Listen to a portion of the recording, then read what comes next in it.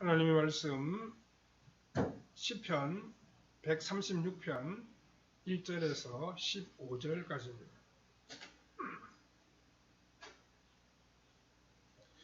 구약성경 902면입니다. 구약성경 902면쯤에 있습니다. 시편 136편 1절에서 15절까지만 읽겠습니다. 우리 전체를 다 읽어야 되는데 길어서 15절까지만 우리 같이 읽도록 하겠습니다. 같이 읽겠습니다. 여호와께 감사하라. 그는 선하시며 그 인자하심이 영원하미로다. 신들 중에 뛰어난 하나님께 감사하라. 그 인자하심이 영원하미로다. 주들 중에 뛰어난 주께 감사하라. 그 인자하심이 영원하미로다. 홀로 큰 기이한 일들을 행하시는 이에게 감사하라. 그 인자하심이 영원하미로다. 지혜로 하늘을 지으신 이에게 감사하라. 그 인자하심이 영원하미로다. 땅을 물 위에 펴신 이에게 감사하라. 그 인자하심이 영원하미로다. 큰 빛들을 지으신 이에게 감사하라. 그 인자하심이 영원하미로다. 해로 낮을 주관하게 하신 이에게 감사하라. 그 인자하심이 영원하미로다. 달과 별들로 밤을 주관하게 하신 이에게 감사하라. 그 인자하심이 영원하미로다. 애굽의 장자를 치신 이에게 감사하라. 그 인자하심이 영원하미로다. 이스라엘을 그들 중에 인도하여 내신 이에게 감사하라. 그 인자하심이 영원하미로다. 강한 손과 펴신 팔로 인도하여 내신 이에게 감사하라. 그 인자하심이 영원하미로다. 홍해를 가르신 이에게 감사하라. 그 인자하심이 영원하미로다. 이스라엘을 그 가운데로 통과하게 하신 이에게 감사하라. 그 인자하심이 영원하미로다. 바로와 그의 군대를 홍해에 엎드려 뜨리신 이에게 감사하라. 그 인자하심이 영원하미로다. 아멘. 여기까지만 봤습니다. 오늘은 여호와께 감사하라라고 하는 제목으로 잠시 말씀을 생각해 보겠습니다. 우리에게 있어서 가장 중요한 것이 무엇이겠습니까? 그것은 우리가 이 세상에 존재하게 된 사실입니다. 우리가 이 땅에 태어났다는 이 사실입니다. 만약 우리가 이 세상에 태어나지 못했다고 하면 우리는 아무것도 할 수 없고 또 아무것도 경험할 수도 없습니다. 그런데 우리를 포함한 우리 모든 사람들을 이 세상에 존재할 수 있도록 생명을 주신 분이 바로 여호와 하나님이십니다. 그래서 오늘의 본문은 여호와께 감사하라 라고 하는 말씀으로 시작되고 있습니다. 믿음이 없는 사람들도 인간은 이 땅에 빈손으로 태어났다고들 그렇게 이야기합니다. 빈손으로 왔다가 빈손으로 간다라고, 공술에 공수거라고 그렇게들 이야기하고 있습니다. 그러니까 우리가 가지고 있고 우리가 누리고 있는 이 모든 것이 다 하나님의 것이요, 하나님이 우리에게 주신 것들입니다. 그러므로 모든 사람들은 우리 하나님께 감사하지 않을 수 없습니다. 그럼에도 불구하고 너무나도 많은 사람들이 하나님께 감사할 줄을 모릅니다. 우리가 진정으로 우리의 삶이 참으로 소중한 줄 안다고 하면 하나님을 찾아서라도 감사를 드려야 할 텐데 아예 하나님을 인정하지 않는 사람도 너무나도 많이 있습니다.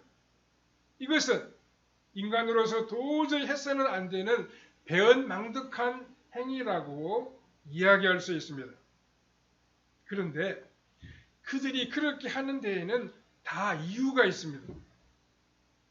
그들은 이 세상이 너무나도 좋기 때문입니다. 그들은 혹시라도 하나님께서 그들에게 욕심을 버리고 세상의 것을 다 포기하라고 말씀하실까봐 하나님을 부정하는 것입니다.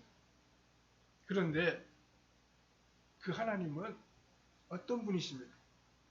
오늘의 본문을 보면 그분은 선하시며 그 인자하심이 영원한 분이라고 반복해서 말씀하고 있습니다. 우리는 이 여호와 하나님께 감사하며 살아가야 한다는 사실을 다시 한번 생각해 보므로 오늘 우리에게 주시는 교훈을 받아야 하겠습니다. 첫 번째로 선하시며 인자하신 하나님께 우리는 감사해야 합니다.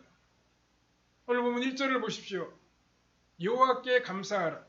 그는 선하시며 그 인자하심이 영원함이로다 라고 말씀하고 있습니다. 하나님께서 선하시다라고 하는 것은 하나님은 우리를 불행하게 하시거나 우리의 가진 것을 빼앗아 가시는 그런 분이 아니시고 우리에게 좋은 것을 주시기를 원하시는 분이라는 뜻입니다. 하나님은 늘 우리를 사랑하시고 우리에게 필요한 것을 채워주시고 우리에게 좋은 것을 은혜로 공급해 주시는 분이십니다. 사람들 가운데에서도 선한 사람은 다른 사람이 어려움에 빠지기를 원하지 않습니다. 하물며 우리에게 생명을 주시고 우리가 살아갈 수 있는 이 모든 환경을 다 만들어 주신 우리 하나님께서 무엇이 부족하다고 우리의 것을 빼앗아 가시겠습니까?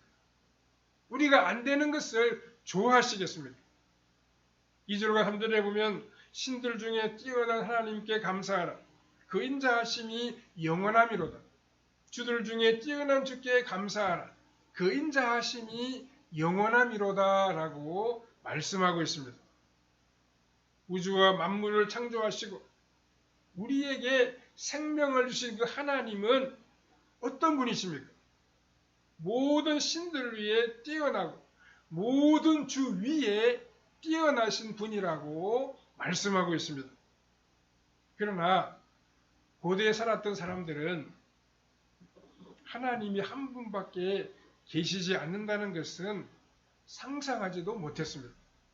그들은 이 세상에 수많은 사람들만큼이나 수많은 신들이 있다고 그렇게 생각했습니다. 오늘 이 시편을 기록한 시인은 일단 그 수많은 신들이 있다고 한번 치자는 것입니다. 수많은 신들이 있다고 한번 생각해 보자는 것입니다. 그러나 하나님께서는 그 모든 신들보다 더 뛰어나신 분이라고 말씀하고 있습니다. 많은 하나님이 계시다라고 오해를 불러일으키게 만드는 장본인은 바로 사탄입니다.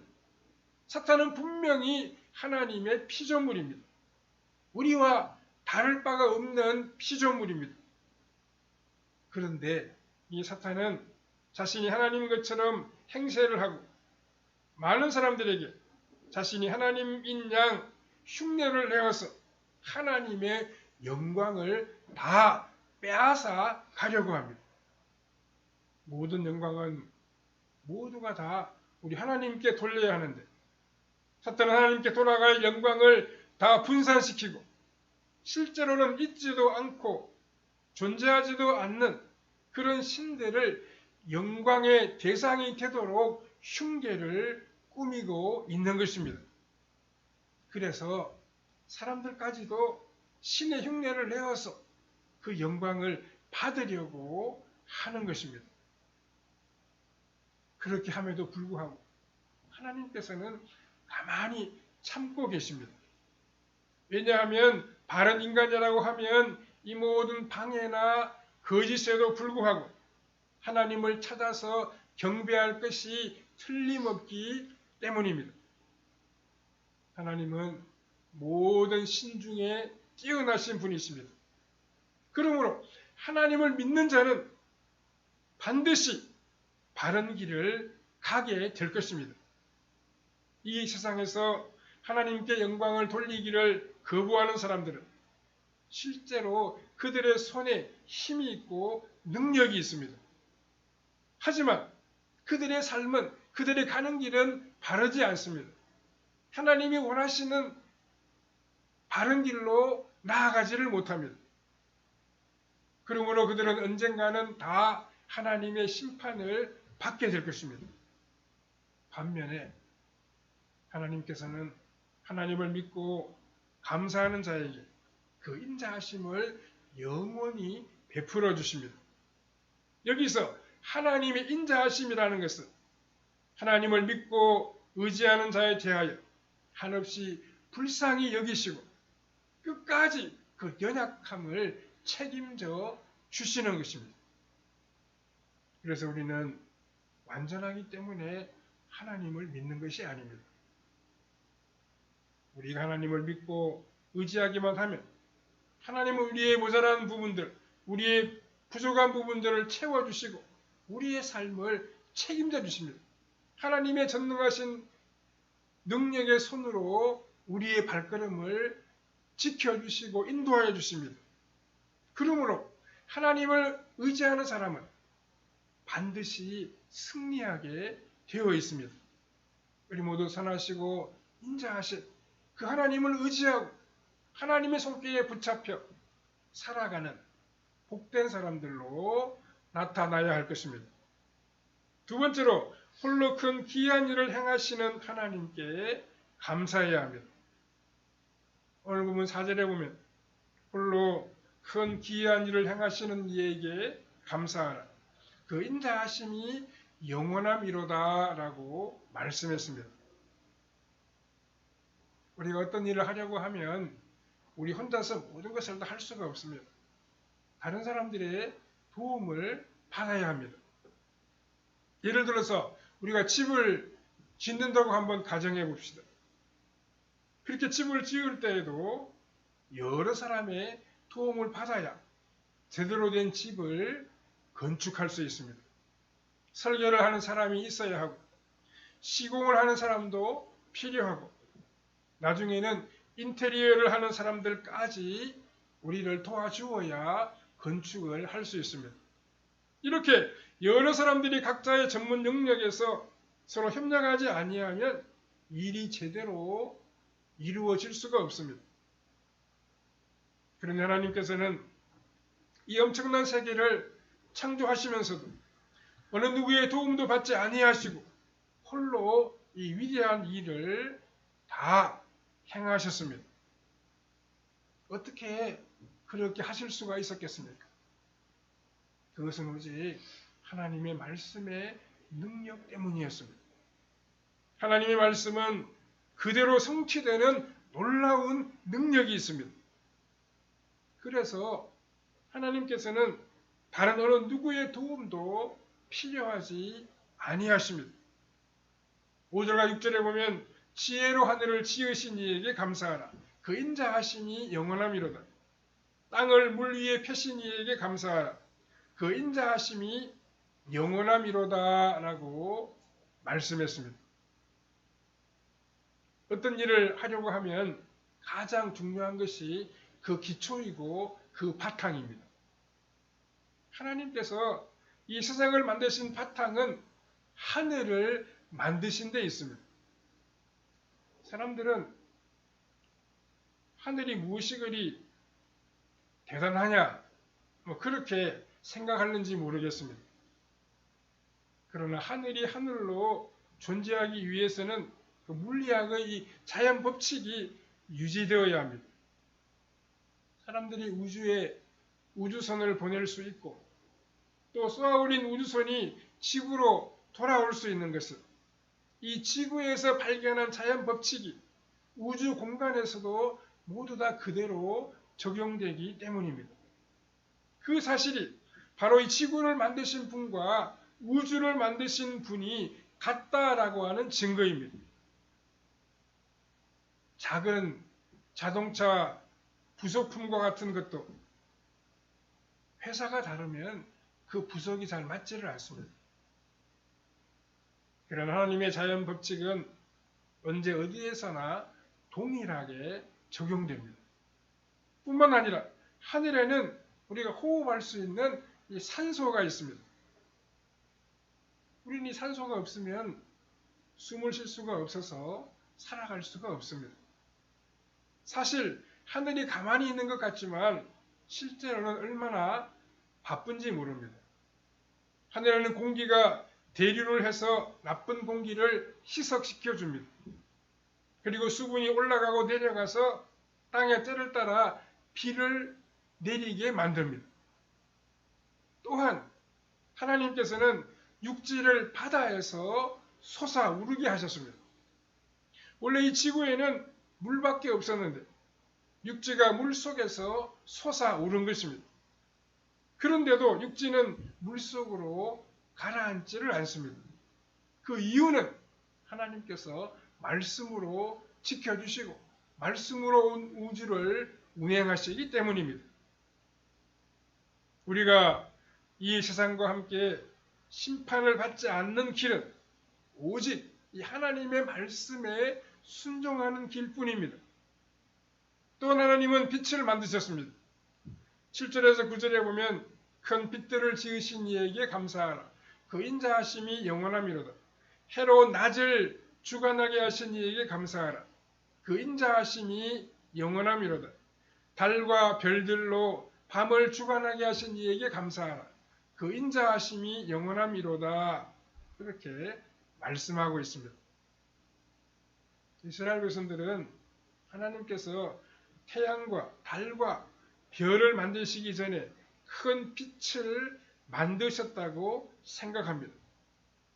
이 빛이 바로 하나님의 빛인 것입니다. 이 빛은 태양과 달과 별을 만드시기 전에 이 세상을 비추었던 빛으로 곧 말씀의 빛입니다. 그런데 하나님께서는 이 세상을 말씀으로 만드신 다음에 말씀의 흔적을 지우시고 일반적인 자연 법칙으로 대치하셨습니다. 그래서 하나님의 빛 대신에 태양과 달과 별들이 빛나게 하신 것입니다. 하나님께서는 태양으로 낮을 주관하게 하셨습니다. 사람들은 빛이 없으면 아무 활동도 못하기 때문에 중요한 활동은 낮에 할 수밖에 없었습니다. 만일 밤하늘에 별이 하나도 없다고 하면 밤이 얼마나 무섭고도 외롭겠습니까? 하나님께서는 밤하늘에 수많은 별을 주셔서 밤을 아름답게 하셨습니다. 그래서 수많은 별들은 고난 중에 있는 성도들에게 친구가 되어주고 희망이 되어줍니다. 즉 하나님의 말씀을 붙들고 인내하면 언젠가는 환한 아침이 온다는 약속이 되는 것입니다. 이 모든 것이 의미하는 것이 그 무엇이겠습니까? 하나님께서는 우리의 생명만 창조하신 것이 아니라 우리가 안전하고 풍성하게 살 수 있는 이 모든 환경도 다 만들어 주셨습니다. 만약 아무것도 준비되지 않은 그런 상태에서 하나님께서 우리의 생명을 만드셨다고 하면 우리의 삶이 얼마나 비참하고 고통스럽겠습니까? 그래서 우리를 위해 모든 것을 준비하시고 모든 것을 다 갖춘 다음에 창조해 주신 그 하나님 앞에 우리는 감사와 찬양을 돌려야 합니다. 그렇게 하면 우리는 이 세상의 다른 피조물이 두렵지 않습니다. 우리 하나님께서 우리를 위해 만물을 만드셨다는 사실을 믿기 때문에 하늘이 무너지거나 태양이 사라질 것을 염려하지 않습니다. 왜냐하면 하나님의 인자하심은 영원하시기 때문입니다. 세 번째로 죄에서 구원해 주신 하나님께 감사해야 합니다. 10절과 11절을 보십시오. 애굽의 장자를 치신 하나님께 감사하라. 그 인자하심이 영원함이로다. 이스라엘을 그들 중에 인도하여 내신 이에게 감사하라. 그 인자하심이 영원함이로다 라고 말씀하고 있습니다. 이스라엘 백성들은 애굽 땅에 오랫동안 머무는 동안에 왕조가 바뀌게 됨으로 말미암아 노예의 신분으로 전락하고 말았습니다. 그래서 그 백성들은 힘겨운 강제 노동에 동원되었습니다. 또 우리가 하는 것처럼 남자아이가 태어나면 나일강에 던져 죽이라고 하는 이런 무서운 탄압까지 받게 되었습니다. 그런데 하나님께서는 모세를 이스라엘 백성에게 보내주셨어. 10가지 재앙으로 애굽의 바로를 굴복시키셨습니다. 그 10가지 재앙 중에 하나가 바로 애굽의 장자를 죽이는 그러한 재앙이었습니다. 이것은 아무리 하나님이 좋은 환경과 생명을 주셔도 이 세상에서 억압이 없어지지 않는 이상 우리 인간은 절대로 행복한 삶을 살 수 없다는 것을 깨닫게 해줍니다. 가뭄이나 홍수 같은 것이 사람들의 목숨을 위협할 때도 있습니다. 이 모든 시련들은 결국 우리 인간들이 하나님 앞에서 죄인이며 죄의 문제가 해결되지 아니하면 완전한 행복이 있을 수가 없다는 것을 보여주는 것입니다. 하나님께서 이스라엘 백성들을 구원하신 것은 그들이 홍해를 건넌 것을 통해서 표현되고 있습니다. 12절에 14절에 보면 강한 손과 펴신 팔로 인도하여 내신 이에게 감사하라. 그 인자하심이 영원함이로다. 홍해를 가르신 이에게 감사하라. 그 인자하심이 영원함이로다. 이스라엘을 그 가운데로 통과하게 하신 이에게 감사하라. 그 인자하심이 영원함이로다라고 말씀하고 있습니다. 우리가 이 세상에서 멸망하지 않고 안전한 삶을 살아가려고 하면 하나님의 구원을 받아야 됩니다. 하나님의 풍성한 은혜를 입어야 합니다. 그것을 강한 손과 펴신 팔로 오늘 본문이 표현하고 있습니다. 이 세상에서 그 어떤 사람도 자신의 힘으로는 구원받을 수 없습니다. 우리 스스로의 노력으로 우리가 구원받을 수 없습니다.